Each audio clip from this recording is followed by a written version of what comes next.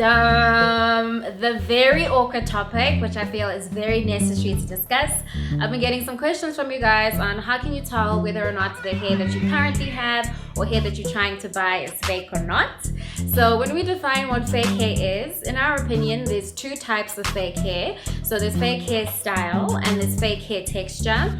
When I'm referring to fake hairstyle, which would be the first one, there's a lot of new terms and hair that's coming up. So for instance, a Russian roulette loose loop wave. And yes, it tends to be just as long, but I usually say when it comes to deciding whether or not a hairstyle is naturally like that, just think to yourself, have you seen it grow out of a Caucasian lady or an Asian lady in that way? And that's usually the best indication of whether or not that style is going to last. So if you have a Russian loop wave that's exotic and it jumps over hoops, it's probably not going to last past the first wash, which is not necessarily a bad thing. It doesn't necessarily make it not human hair, but that style of hair is not natural and you won't be able to do it over and over again, probably without restyling it. And then the second type would be hair texture.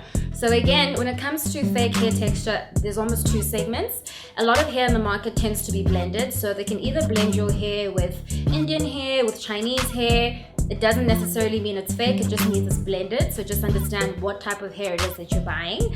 And then in the same breath, some human hair, some lower grades of hair can actually be mixed with synthetic fibers. So synthetic fibers, to be honest, can be absolutely anything.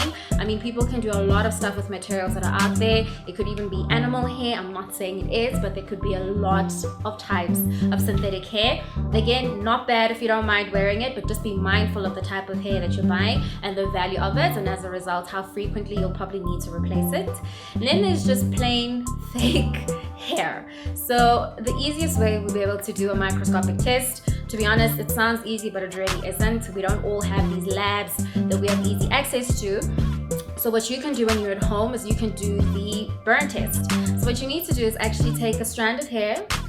Just make sure that this hair probably hasn't been chemically treated, otherwise it might alter the results. And I'm not sure how many hair salons will allow you to do this before you buy the hair, but it should give you an indication. So take a strand of hair and make sure you use a lighter and not a match. And the reason why I say that when it comes to a match, you can actually mask the odor of the hair that you're looking for.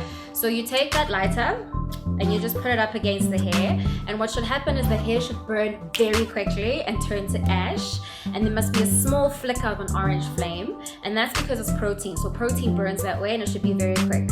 Now obviously the longer the strand of hair you test, it might burn out over here versus burning out over here. The point is just look out for the quick flicker and the orange burn. And I've got like a lot of hair in my face, but you get the idea. And it should almost smell like either burning flesh, not like an awful smell, or burning feathers, because to be honest, you are burning protein that's come from a human scalp. And yeah, that's your best indication. Sometimes you can't get away with it because you're in a salon, but a lot of salons tend to have like a dong or a straightener that's on. Just pull a strand, put the hair against it and see what happens. If it's synthetic hair, it's probably going to coil up quite big. The smell won't necessarily be something that you recognize. And I think also when it comes to fake hair, be it a style, be it a texture, to be honest guys, go with your gut.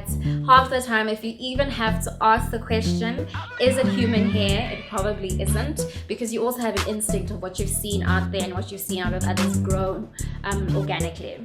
So yeah, if you guys have any other questions or comments that you'd like us to address on the blog, please go to www.muriribalesedi.com/yourcrown and we'll try and cover as many of them as possible.